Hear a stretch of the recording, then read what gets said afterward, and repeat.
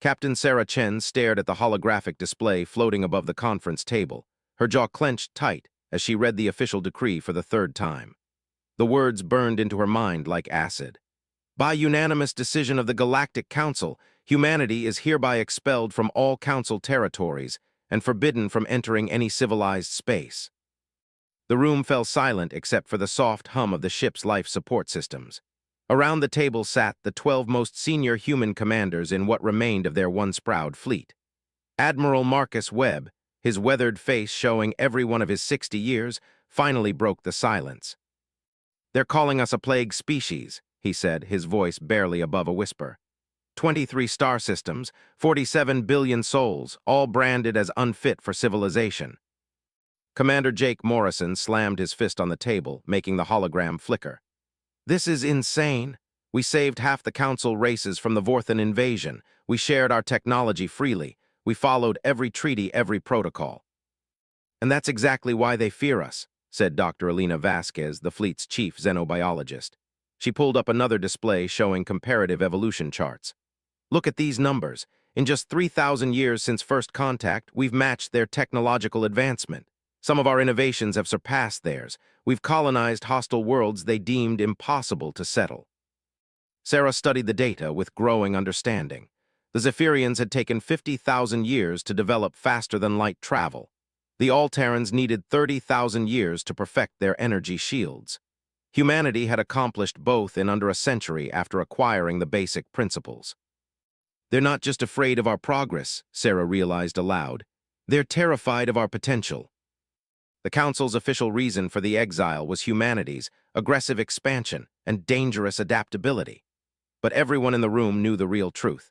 3 months ago, during the Battle of Kepler 442, a single human cruiser had held off an entire Vorthan battle group while civilian transports escaped.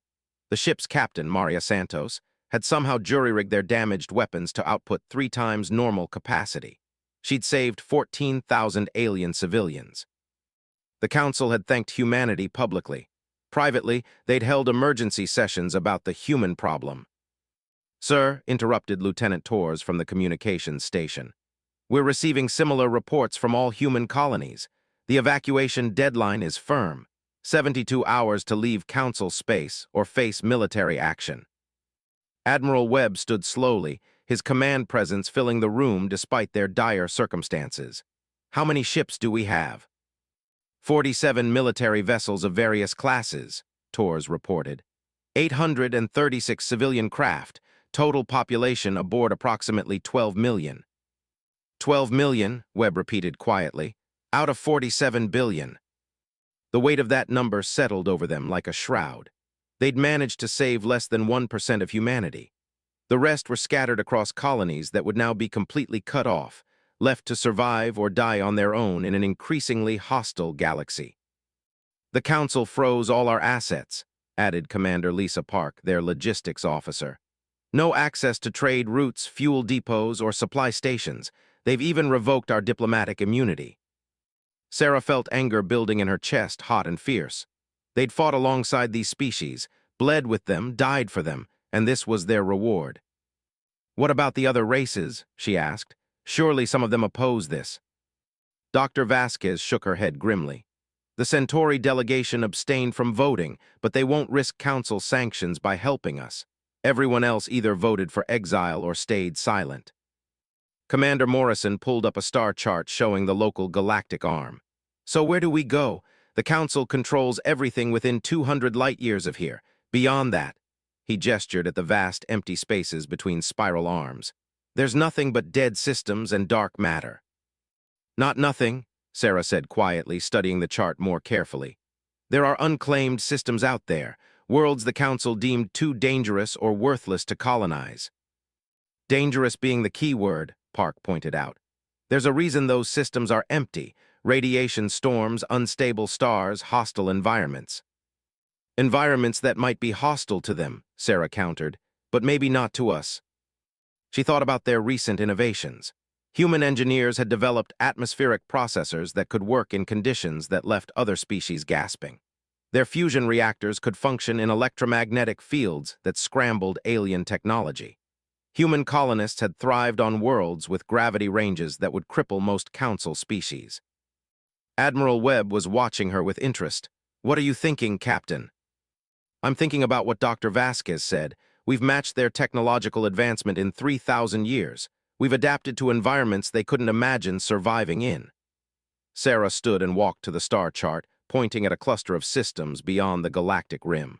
"What if being exiled isn't the end of humanity? What if it's the beginning?" The room erupted in discussion. Some commanders were skeptical, others intrigued, but Sarah could see the spark of possibility in several pairs of eyes. "You're talking about building an entire civilization from scratch," Webb said. "With no support, no established infrastructure, no allies." "We're talking about being free," Sarah replied.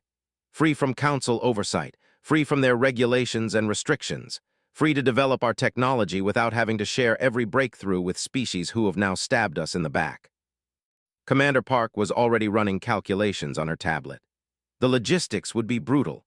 We'd need to establish mining operations, manufacturing centers, agricultural worlds, all while defending against whatever threats exist in unexplored space." "Every great civilization started somewhere," Dr. Vasquez pointed out. "The Zephyrians began with a single world. The Altarans started with 3 systems. We have knowledge they didn't. We have technology that's already proven superior in several areas." Lieutenant Torres looked up from his communications console with excitement. "Sir, I'm picking up transmissions from human colonies outside Council space, the independent settlements in the frontier zones. They're offering sanctuary." Admiral Webb's eyes lit up. "The frontier zones, I'd forgotten about them." The frontier zones were systems that humanity had settled before joining the Council, far enough from civilized space to remain independent. Rough, dangerous places where human pioneers had carved out lives mining asteroids and farming hostile worlds. "How many people are we talking about?" Sarah asked. "Initial reports suggest maybe 50,000 scattered across a dozen systems," Torres replied. "Small settlements mostly, but they've been surviving out there for decades without council support." Sarah felt the first stirring of real hope. 50,000 experienced frontier colonists, plus the 12 million we're evacuating, and will have complete access to technologies the Council restricted. She turned to face the assembled commanders. "Think about it. We've been operating under Council limitations for generations. Restricted weapons development, controlled expansion, monitored research. Out there, beyond their reach, we could develop our full potential." Commander Morrison was nodding slowly. "The Orion Engineering Corps always complained about Council restrictions on their projects. Imagine what they could build with no oversight. Imagine what our military could accomplish without Council peacekeeping protocols," added another commander. Admiral Webb studied the star charts for several minutes, his strategic mind clearly working through possibilities. Finally, he looked up at the assembled group. "It won't be easy," he said. "We'll face challenges the Council races never had to overcome: unknown threats, resource scarcity, complete isolation from galactic civilization. But we'll also have advantages they never had," Sarah pointed out. "Human adaptability, our ability to innovate under pressure, our talent for turning disadvantages into strengths." The Admiral nodded slowly. "Very well. If we're doing this, we need to do it right." He activated the ship's general communications system. "All vessels, this is Admiral Webb. Prepare for a fleet-wide conference call in 1 hour. We have some important decisions to make." As the meeting began to break up, Sarah remained at the star chart, studying the vast unexplored regions beyond Council space. Somewhere out there lay humanity's future, not as junior partners in someone else's civilization, but as the founders of their own. The Council had meant exile as punishment. They'd intended to scatter humanity to the cosmic winds, broken and forgotten. Instead, they'd given them something precious, complete freedom to become whatever they were capable of becoming.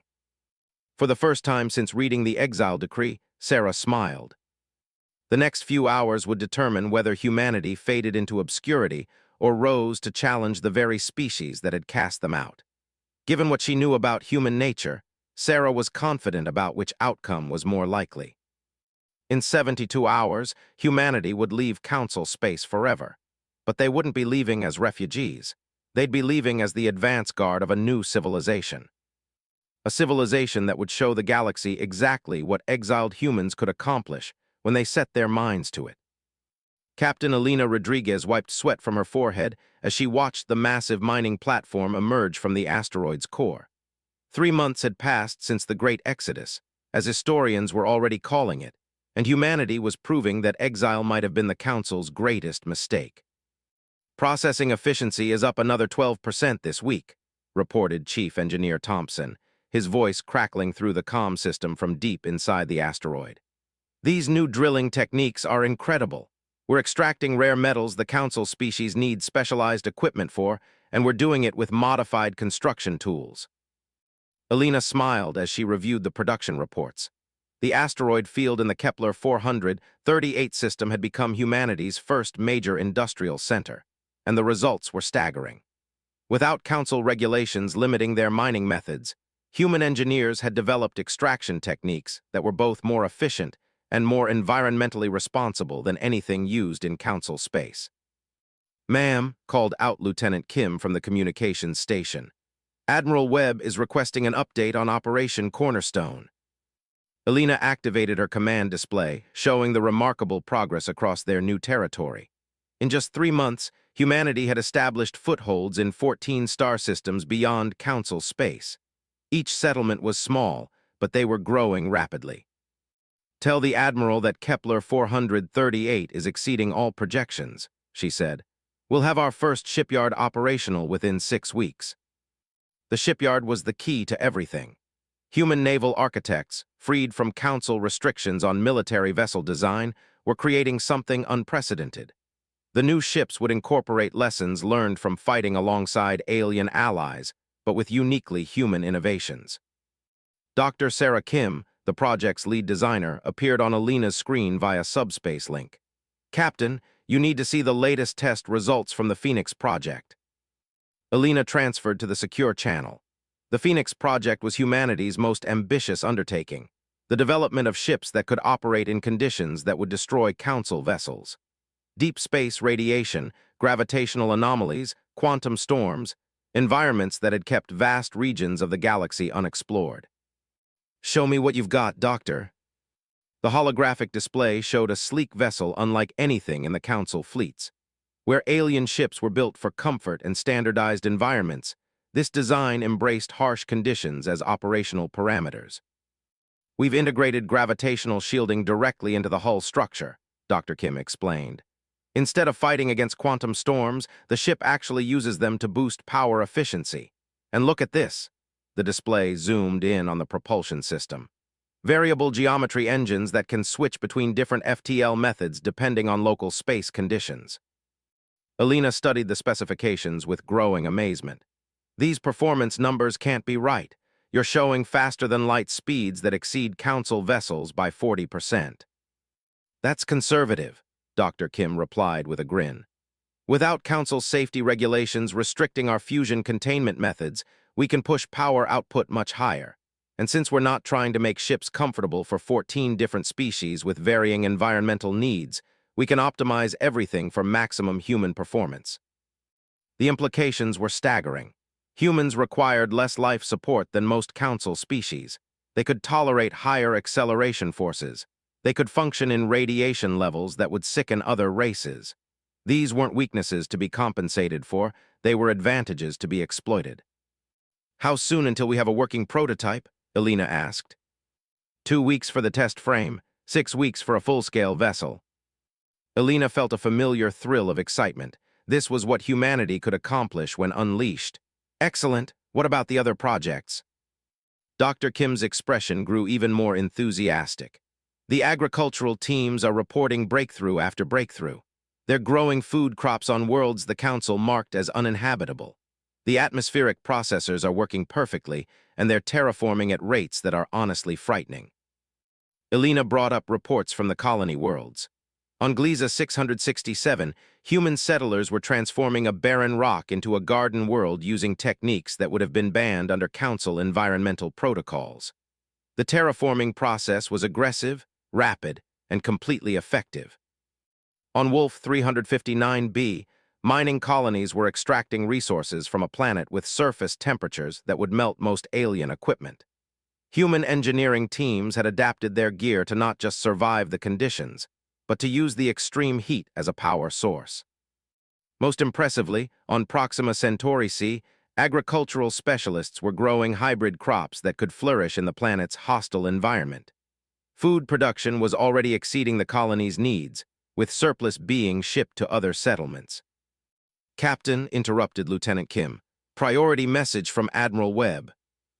Elena switched to the Admiral's channel, finding him aboard the flagship in orbit around their new capital world of New Geneva. Behind him, through the viewports, she could see the skeletal framework of massive construction projects. "Elena, good to see you. I have news that's going to change everything." "Sir?" "We've made contact with other humans, not just the frontier zone settlements we expected." Webb's expression was grim and excited at the same time. "Apparently, there are human populations scattered throughout the galaxy that we never knew about. Some of them have been isolated for centuries." Elena's mind raced. How is that possible? Remember the generation ships that left Earth before we developed FTL travel? Some of them kept going even after we made contact with the Council. They've been out there, establishing hidden colonies in systems too remote or dangerous for Council exploration. The implications hit her immediately. How many? Initial estimates suggest maybe 200,000 people across 30 systems. But here's the really interesting part. They've been developing technology independently. Some of their innovations are decades ahead of anything we had before the exile. Elena's excitement grew. What kind of technology? Stealth systems that can hide entire planets from Council sensors, weapons that can disrupt alien shielding, manufacturing techniques that could revolutionize our production capabilities. Webb paused, and they're eager to reunite with the main human population. "Sir, this changes our entire strategic picture." "It gets better. These isolated colonies have been in contact with each other through a hidden communication network. They've been watching Council politics for decades, and they're not surprised by the exile. In fact, they've been preparing for something like this." Elena felt a chill of anticipation. "Preparing how?" "They've been building ships, Captain. Ships designed specifically to fight Council forces if necessary. Ships that incorporate centuries of independent human innovation." The display showed technical specifications that made Elena's breath catch. These weren't just improvements on Council technology. They were completely new approaches to starship design. Vessels that could phase in and out of normal space, avoiding detection entirely. Weapons that could target specific species' biological weaknesses. Defensive systems that adapted in real time to incoming attacks.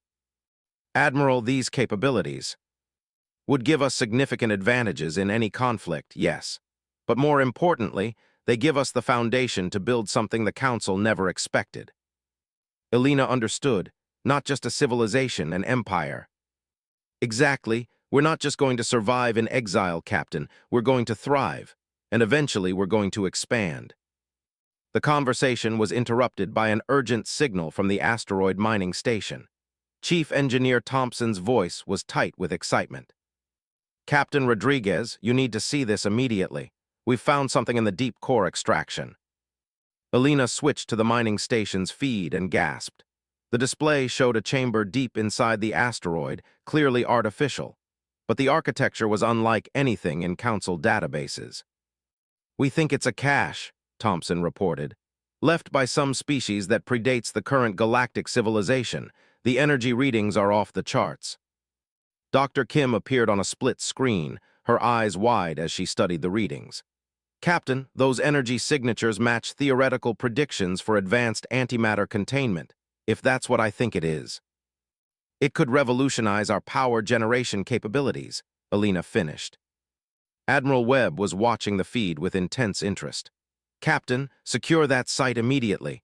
If we're right about what you've found, it could accelerate our development by decades."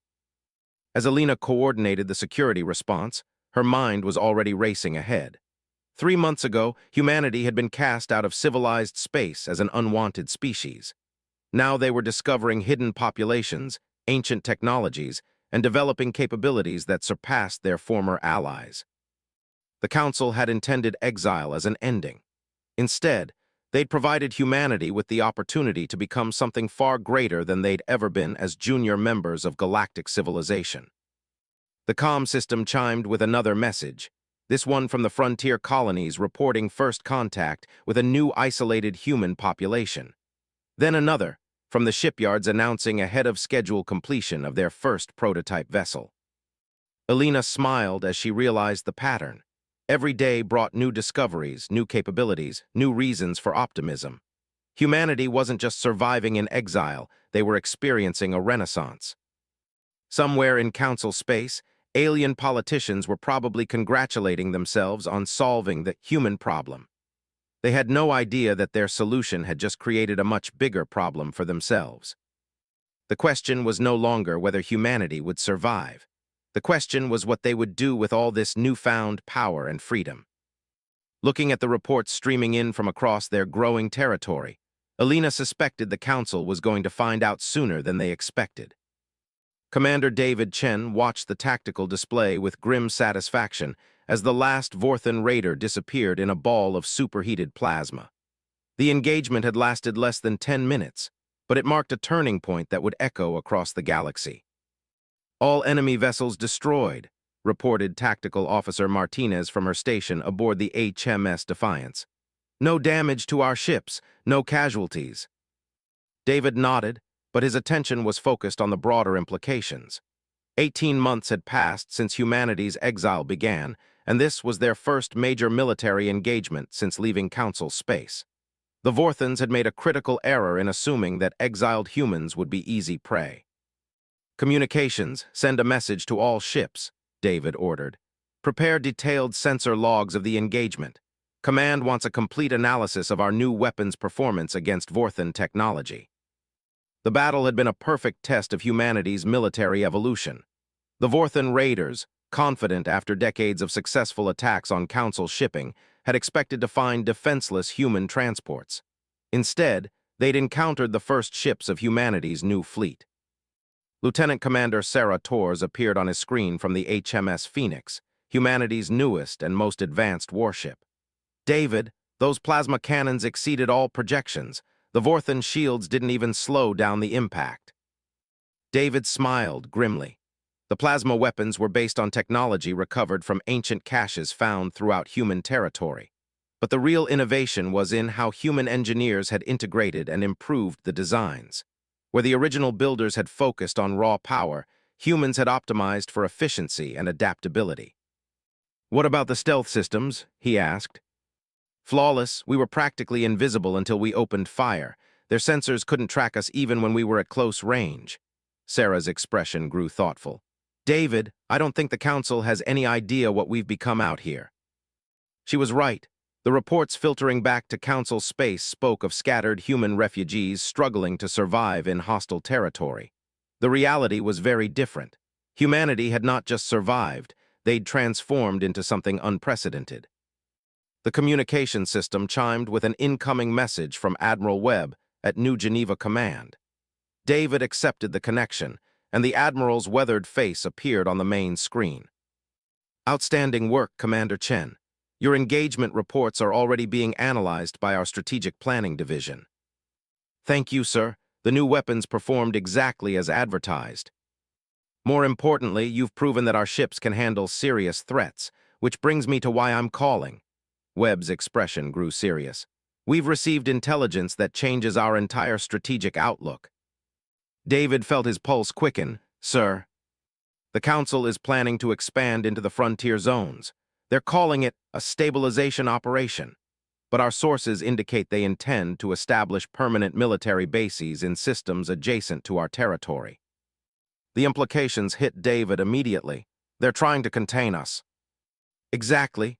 They've realized that exiling us wasn't the end of the human problem, it was the beginning of a much bigger one. Council intelligence has detected our expansion activities. They know we're growing stronger." Sarah Torres spoke up from the Phoenix. "Admiral, what are our orders?" "For now, continue your patrol routes and maintain surveillance of Council activities. But start preparing contingency plans for military operations. The days of hiding our capabilities may be coming to an end." After the Admiral signed off, David stared at the tactical display showing their patrol sector. The scattered dots representing human settlements and outposts stretched across dozens of star systems. In 18 months, humanity had established a presence across territory larger than most Council member nations. "Sir," interrupted Martinez from her tactical station. "Sensors are detecting multiple ship signatures entering the system. Unknown configuration." David felt tension surge through the bridge crew. How many? 12 vessels, medium to large displacement. They're not transmitting identification codes. "Battle stations," David ordered, then paused as more data came through. "Wait, Martinez, are those energy signatures familiar?" The tactical officer studied her displays more carefully. "Sir, I think these might be human ships, but the designs are unlike anything in our databases." David's excitement grew. Over the past year, they'd made contact with dozens of isolated human colonies, each contributing unique technologies and capabilities to their growing civilization. Every new contact brought surprises. "Open communication channels, all frequencies." The main screen flickered, then resolved into the image of a stern-faced woman in an unfamiliar uniform. Behind her, David could see a bridge that was clearly human in design, but with technology that looked decades advanced. "I am Captain Alexandra Kane of the Human Defense Fleet, Outer Rim Division," the woman announced. "You're operating in our patrol sector." David blinked in surprise. "Captain, this is Commander David Chen of the New Geneva Colonial Defense Force. We weren't aware of any human presence in this system." Kane's expression softened slightly. "Commander Chen, we've been monitoring your engagement with the Vorthan Raiders. Impressive work. We'd like to propose a meeting." An hour later, David found himself aboard Kane's flagship, the HDS Retribution. The ship was a marvel of engineering that made even humanity's newest vessels look primitive.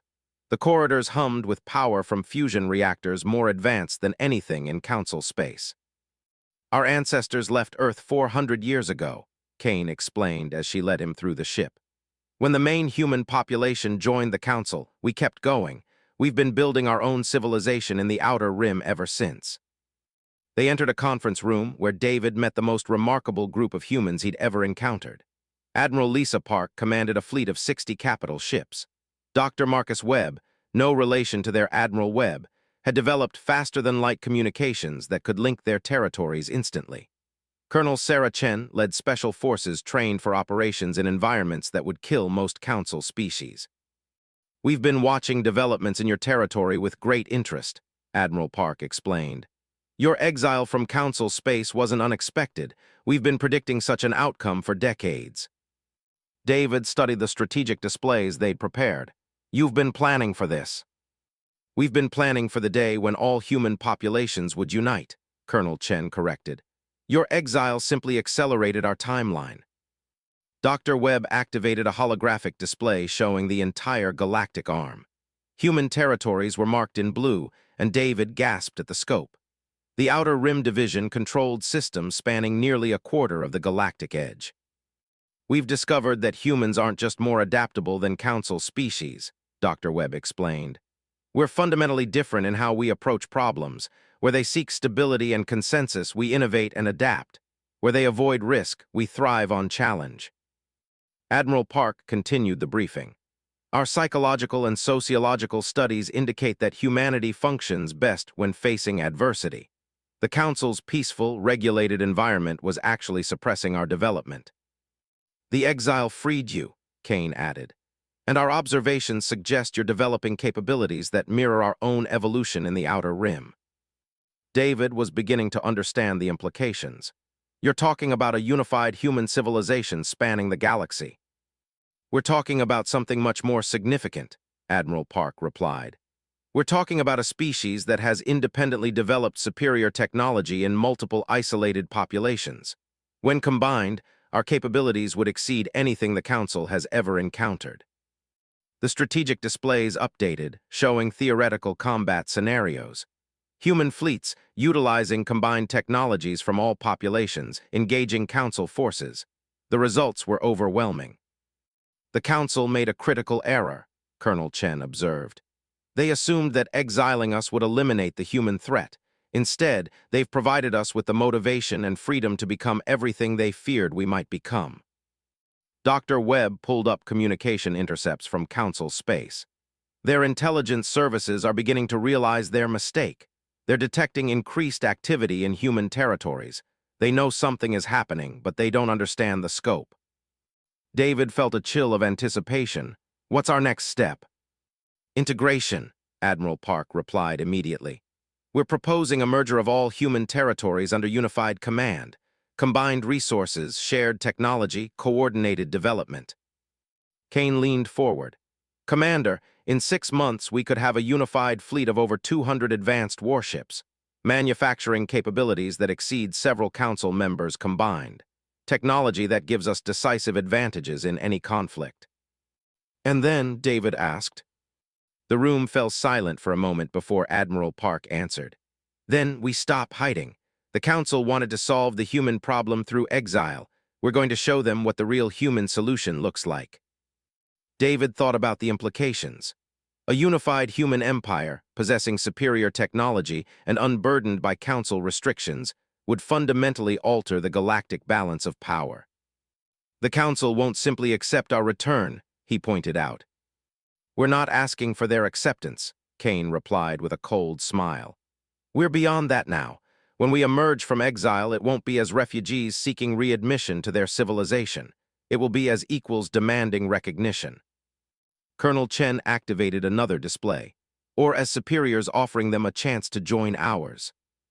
David stared at the strategic projections, understanding that humanity stood at a crossroads. They could continue developing in isolation, eventually becoming a regional power in the galactic frontier. Or they could unite and challenge the very foundations of the Council's authority. Given what he'd learned about human nature during the exile, David suspected he knew which path they would choose. The Council had intended to exile humanity to prevent them from becoming a threat. Instead, they'd given them exactly what they needed to become an unstoppable force. The irony was perfect, and soon it would be undeniable. Admiral Sarah Webb stood on the bridge of the HSS Ascendant, humanity's new flagship, as the massive fleet dropped out of hyperspace at the edge of the Epsilon Eridani system. 3 years had passed since the exile began, and humanity was about to announce their return to galactic affairs in a way no one would be able to ignore. Fleet status report, she commanded, watching as tactical displays populated with friendly contacts. All vessels reporting ready, replied Fleet Captain Marcus Chen from his position at the tactical station. 237 ships of the line, including 43 heavy cruisers and 12 dreadnought-class vessels, all equipped with integrated human technology. Sarah nodded with satisfaction. The ships surrounding them represented the combined efforts of every human population in the galaxy. Vessels incorporating centuries of independent innovation, built with materials extracted from previously impossible mining operations, and crewed by humans who had grown up free from Council restrictions. Communications, what's the status of Council forces in system? Lieutenant Torres consulted her displays. Significant Council presence detected. The Alteran Third Fleet is conducting joint exercises with Zephyrian and Centauri vessels, approximately 150 ships total. Sarah studied the tactical readouts with interest. The Council forces were impressive by traditional standards, but her analysts had spent months studying their capabilities. Every weakness had been catalogued. Every vulnerability had been mapped. Admiral, interrupted Captain Alina Rodriguez from the HSS Phoenix, appearing on the communication screen.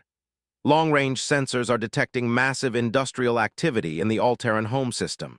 Intelligence suggests they're building up military capacity. Let them, Sarah replied calmly. Their industrial base is still dependent on technologies we helped them develop, technologies we've now surpassed. The past year had brought remarkable developments. The integration of all human populations had proceeded faster than anyone had dared hope. The isolated colonies in the Outer Rim possessed manufacturing techniques that could produce advanced materials at unprecedented rates. The frontier zone settlements contributed mining and resource extraction capabilities that dwarfed anything in Council space. The original Exile fleet brought strategic and tactical experience from centuries of cooperation with alien species. Combined, they'd created something entirely new, a human civilization that was both technologically superior and completely independent of galactic infrastructure. Admiral, called out Dr. Sarah Kim from the science station. We're receiving multiple communication attempts from Council vessels. They're demanding identification and statement of purpose. Tell them they'll have both shortly, Sarah replied. But first, implement Communication Protocol Omega. Dr. Kim's fingers flew over her controls as she activated humanity's most ambitious project. Across the galaxy, hidden transmitters in every major system began broadcasting simultaneously. The message was simple, but its implications were staggering. The holographic display showed Sarah's image being transmitted to every inhabited world in Council space. Behind her, the assembled human fleet was clearly visible, a demonstration of power that made traditional diplomatic words unnecessary. Citizens of the Galactic Council, she began, her voice carrying across light years of space. I am Admiral Sarah Webb of the Terran Federation Navy. 3 years ago, your governments voted to exile humanity from civilized space. Today, we return to announce the formation of an independent human empire. She paused, allowing the words to sink in across thousands of worlds. We return not as supplicants seeking readmission to your civilization, but as equals offering a new relationship based on mutual respect and beneficial trade. The tactical displays showed immediate reaction across Council space. Emergency sessions were being called, military forces were being mobilized, panic was spreading through governmental centers. The Terran Federation encompasses 147 star systems, Sarah continued. Our population exceeds 600 million citizens. Our technology surpasses Council standards in multiple critical areas. Our military capabilities ensure our sovereignty and independence. Captain Rodriguez appeared on a side screen, monitoring Council communications. Admiral, we're intercepting emergency transmissions between Council home worlds. They're calling for an immediate military response. Sarah had expected as much. The Council's first instinct would be force. They'd spent centuries believing they were the supreme authority in the galaxy. The existence of an independent human empire challenged everything they thought they knew about galactic politics. Tactical, bring us into optimal engagement position, she ordered. All ships combat alert status, shields up, weapons powered but not locked. The human fleet began moving with precision that impressed even Sarah. These weren't the mixed crews and improvised tactics of the Exile fleet. These were professional military units trained specifically for combat against Council forces. Admiral, reported Captain Chen, Council vessels are moving to intercept. The All-Terran Third Fleet is taking an aggressive posture. Perfect, Sarah replied. This will serve as an excellent demonstration. Her communication was interrupted by an incoming signal from the Council fleet.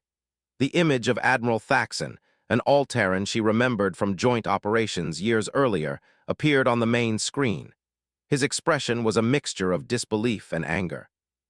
Sarah Webb, he said, his translated voice tight with emotion. You will stand down immediately. By order of the Galactic Council, you are in violation of exile protocols and subject to immediate detention. Sarah smiled coldly. Admiral Thaxon, you seem to misunderstand the situation. The exile protocols applied to Council citizens. We are no longer Council citizens. We are representatives of an independent sovereign power. You cannot simply declare independence from galactic civilization. We already have. The Terran Federation is an established fact. The only question now is whether the Council wishes to engage in productive diplomacy or feudal warfare. Thaxon's image flickered as his communications were interrupted by urgent reports from his own fleet. Sarah could guess what he was hearing. His sensors were finally beginning to comprehend the true capabilities of the human vessels. Impossible, he whispered, staring at his tactical displays. These readings, your ships are operating with power outputs that should be impossible. Nothing is impossible for humans, Admiral. That's what your Council never understood. Captain Rodriguez was monitoring the tactical situation with growing excitement. Admiral, their fleet formations are breaking apart. They're trying to get better sensor readings on our ships, but our stealth systems are confusing their targeting computers. Sarah wasn't surprised.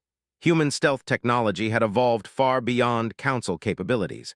Ships that should have been clearly visible were appearing as sensor ghosts. Weapons systems that should have been easily identified were showing impossible energy signatures. "Admiral Webb," Thaxton said, his voice now carrying a note of uncertainty, "your compliance with exile protocols is not optional. The Council has legal authority." "The Council has authority over Council members," Sarah interrupted. "We are not Council members. We are the Terran Federation, a sovereign power with the military capability to enforce our sovereignty." To emphasize her point, Sarah nodded to Captain Chen. Across the human fleet, weapons systems came online in perfect synchronization. The display of firepower was carefully calculated, enough to demonstrate overwhelming capability without appearing immediately threatening. The effect on the Council fleet was immediate. Ships that had been advancing aggressively suddenly stopped and began defensive maneuvering. "Admiral," reported Dr. Kim, "we're detecting emergency communications throughout Council space. They're calling for reinforcements from every member world." Sarah felt a moment of satisfaction. The Council's response proved they understood the implications. Humanity was no longer a rebellious member species that could be disciplined. They were an external threat that required serious military consideration. "Admiral Thaxton," she said, returning her attention to the Council commander, "I'm transmitting our diplomatic proposal. The Terran Federation is prepared to establish formal relations with the Galactic Council as an equal power. We offer trade agreements, non-aggression pacts, and cooperation on matters of mutual interest." "And if the Council refuses?" Sarah's smile turned predatory. "Then the Council will discover why exiling humanity was the greatest strategic error in galactic history." The communication ended, leaving the human fleet facing the Council forces across several million kilometers of space. But the real confrontation was taking place in the political centers of dozens of worlds, where alien leaders were frantically trying to comprehend how their solution to the human problem had become their greatest nightmare. "Admiral," Captain Rodriguez reported, "long-range sensors are detecting massive military mobilization throughout Council space. They're calling up reserve fleets from every member world." Sarah studied the strategic displays with professional interest. The Council could probably assemble a force several times larger than humanity's current fleet, but numbers weren't everything. Human ships were faster, more heavily armed, and operated by crews with superior training and motivation. More importantly, the Council would be fighting to maintain an old order that humanity had already transcended. Humans would be fighting for the future of their species and their right to exist as equals in the galaxy. "Signal all ships," Sarah ordered. "Prepare for extended operations. If the Council wants a demonstration of human capabilities, we're about to provide one they'll never forget." The next phase of human history was about to begin, not as exiled refugees seeking mercy, but as a conquering force demanding respect. The Council had taught humanity a valuable lesson about galactic politics. Power was the only currency that truly mattered. Now humanity was about to teach them what real power looked like. 5 years after humanity's exile began, Admiral Sarah Webb stood in the newly constructed Council chambers on New Geneva, watching as representatives from across the galaxy took their seats. The room was designed to accommodate dozens of different species, but today's session would focus on only one topic: the formal recognition of the Terran Federation as the galaxy's newest major power. The journey from exile to empire had taken longer than some had hoped, but shorter than most had dared to dream. What began as desperate survival had become inevitable dominance through a combination of human innovation, determination, and the Council's own spectacular miscalculations. "Admiral," said Captain Marcus Chen, now serving as the Federation's defense minister, "the final Council delegation has arrived. All major species are represented." Sarah nodded, studying the assembled aliens through the observation deck's reinforced transparent aluminum. Many of them had voted for humanity's exile. Now they sat as supplicants, hoping to negotiate favorable terms with the power they had inadvertently created. The path to this moment had been marked by a series of increasingly one-sided conflicts. The Council's initial attempt to contain human expansion had resulted in the Battle of Wolf 359, where a single human fleet had devastated 3 Council battle groups. The siege of the Centauri colonies had demonstrated humanity's ability to project power across interstellar distances. Most decisively, the liberation of the quarantined human worlds had shown that the Federation would protect its citizens regardless of Council opposition. "Status report on our territorial expansion," Sarah requested. Captain Alina Rodriguez, now commanding the Federation's exploration fleets, appeared on the communication screen.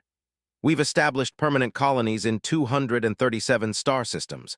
Our population has reached 800 million and growing rapidly. Industrial output exceeds the combined capacity of the Alteran and Zephyrian homeworlds."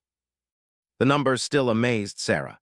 Freed from Council restrictions, human civilization had exploded across previously unexplored regions of the galaxy.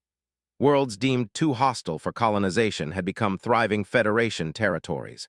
Resources considered too dangerous to extract had become the foundation of an industrial revolution that dwarfed anything in galactic history. What about the integration of rescued populations? "Complete success," Rodriguez reported. "The 3 billion humans we've liberated from Council worlds have adapted quickly to Federation citizenship. Most express gratitude for their rescue and strong support for Federation policies." The liberation of human populations had been one of the Federation's most successful strategies. Rather than direct military conquest, they had simply announced that any humans living under Council authority could request immediate evacuation to Federation territory. The response had been overwhelming. Entire human colonies had voted to abandon Council worlds and join the Federation. Human citizens in mixed populations had fled by the millions. The brain drain had devastated several Council members' economies and technological development. "Admiral," interrupted Dr. Sarah Kim from the diplomatic section, "the Council representatives are requesting to begin formal negotiations." Sarah took one last look at the strategic displays showing Federation territory. The blue markers representing human worlds now stretched across a quarter of the galactic arm. Defense installations protected every major system. Industrial complexes churned out advanced technology that made Council equipment look primitive. Most importantly, the Federation had achieved something the Council never could: complete unity of purpose. Every human citizen understood that their civilization's survival depended on strength, innovation, and the willingness to defend their independence against any threat. "Very well," Sarah said. "Let's go show them the new reality." The Council chambers fell silent as Sarah entered with her delegation. She wore the simple uniform of the Federation Navy, but the authority it represented was anything but simple. Around her walked the architects of humanity's transformation: scientists who had revolutionized galactic technology, military commanders who had redefined space combat, and administrators who had built a civilization from scattered refugee populations. At the central podium, Councillor Vex of the Alterans, the alien politician who had proposed humanity's exile, waited with obvious discomfort. His species had suffered more than most from human independence. Alteran trade routes had been disrupted. Their military had been humiliated in multiple engagements. Their technological advantage had evaporated as human innovations made their equipment obsolete. "Admiral Webb," Vex said, his translated voice carefully neutral, "the Galactic Council appreciates your willingness to engage in diplomatic dialogue." Sarah took her seat at the negotiating table with deliberate calm. "Councillor Vex, the Terran Federation is always willing to discuss mutually beneficial relationships with neighboring powers." The phrasing was intentional, not fellow Council members, but neighboring powers. The Federation was not seeking readmission to the galactic community. They were dictating the terms of a new relationship as equals. "The Council has prepared several proposals for renewed cooperation," Vex continued, activating a holographic display. "Trade agreements, research partnerships, cultural exchanges." "Before we discuss cooperation," Sarah interrupted, "we need to address the matter of reparations." A ripple of shock passed through the Council representatives. This had not been expected. "Reparations?" asked Ambassador Thex of the Zephyrians. "The illegal exile of human populations, the seizure of human assets, the economic warfare conducted against human colonies." Sarah's voice remained perfectly professional, but her meaning was unmistakable. "The Federation has calculated damages in excess of 7 trillion Council credits." The amount was staggering, representing several years of total economic output for most council members. But Sarah's analysts had been meticulous in their calculations. Every confiscated ship, every seized colony, every economic opportunity lost during the exile had been documented and valued. "That's impossible," stammered Councillor Vex. "The Council lacks the resources to pay such an amount." "Then perhaps we should discuss alternative compensation," Sarah replied smoothly. "Territorial concessions, technology transfers, long-term trade advantages." Captain Chen stepped forward with a detailed proposal. "The Federation requires guaranteed access to all Council trade routes, exclusive mining rights in the Deneb sector, technology sharing agreements for all military research, and formal recognition of Federation sovereignty over all human-majority worlds currently under Council administration." The Council representatives exchanged glances of growing alarm. These weren't negotiations. They were demands backed by overwhelming military superiority. "Admiral," said Ambassador Korath of the Centaurians, "surely we can reach a more balanced agreement." Sarah smiled coldly. "Councillor Korath, 5 years ago your government voted to exile humanity from civilized space. You declared us unfit for galactic society. You attempted to scatter us to the cosmic winds as a failed species." She stood and walked to the chamber's main display, showing the current galactic political map. Human Federation territory blazed in blue, a massive presence that dwarfed most council members. "Instead, you gave us exactly what we needed to surpass you: freedom from your restrictions, motivation to exceed your capabilities, the opportunity to develop our full potential without interference." The display updated to show comparative statistics: Federation industrial output, military capability, technological advancement, population growth. In every meaningful metric, humanity was now equal or superior to the Council's founding members. "The exile wasn't punishment," Sarah continued. "It was liberation, and the result stands before you today, a human empire that could conquer half the galaxy if we chose to do so." "Are you threatening the Council?" demanded Vex. "I'm stating facts," Sarah replied calmly. "The Federation has the military capability to enforce our will throughout this region of the galaxy. We could take what we want by force. Instead, we're offering you the opportunity to maintain your independence through cooperation." She returned to the negotiating table. "The choice is yours, councillors. Accept our terms and prosper through partnership with a superior civilization, or reject them and discover what conquest by a truly advanced species looks like." The silence that followed was deafening. Around the table, representatives of species that had ruled the galaxy for millennia struggled to comprehend their new reality. They were no longer the supreme authorities. They were regional powers seeking accommodation with a rising empire. "We need time to consider these proposals," Vex finally managed. "You have 24 standard hours," Sarah replied. "The Federation is prepared to implement our preferred policies with or without Council consent." As the Council representatives filed out of the chamber in subdued discussion, Sarah remained at the table with her senior staff. They had achieved something unprecedented in galactic history: the peaceful transition from exile to empire in less than 5 years. "Admiral," said Captain Chen, "do you think they'll accept our terms?" Sarah studied the strategic displays showing Federation fleets positioned throughout the galaxy. "They'll accept. They have no choice. The alternative is military conquest, and they know they can't win." Dr. Kim looked thoughtful. "What's our long-term strategy? Do we continue expanding or focus on consolidation?" "We continue growing," Sarah replied without hesitation. "Humanity's greatest strength has always been our refusal to accept limitations. The Council tried to limit us through exile. Instead, they taught us that we don't need their permission to become whatever we're capable of becoming." She gestured toward the observation windows, where the lights of New Geneva's orbital shipyards were visible against the star field. "The Federation is just the beginning. There are entire regions of the galaxy that remain unexplored. Civilizations beyond the Council's reach that we've never encountered. Technologies and resources that could advance human development by centuries." Captain Rodriguez appeared on the communication screen with a report from the frontier fleets. "Admiral, our exploration vessels have made contact with 3 new species in the outer spiral arm. All of them are interested in establishing relations with the Federation rather than the Council." Sarah smiled. The pattern was becoming clear. Throughout the galaxy, species were choosing to align with the rising human empire rather than the declining council. Power attracted power, and everyone could see where the future lay. The council made the greatest mistake in galactic history when they exiled us, Sarah said to her assembled staff. They thought they were solving a problem. Instead, they created their replacement.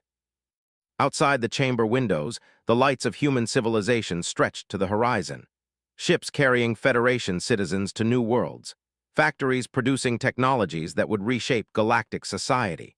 Research facilities developing innovations that would define the next millennium of progress. The exile was over, the empire had begun. And across the galaxy, species that had once dismissed humanity as an unwanted nuisance were learning to live in a universe where humans set the rules.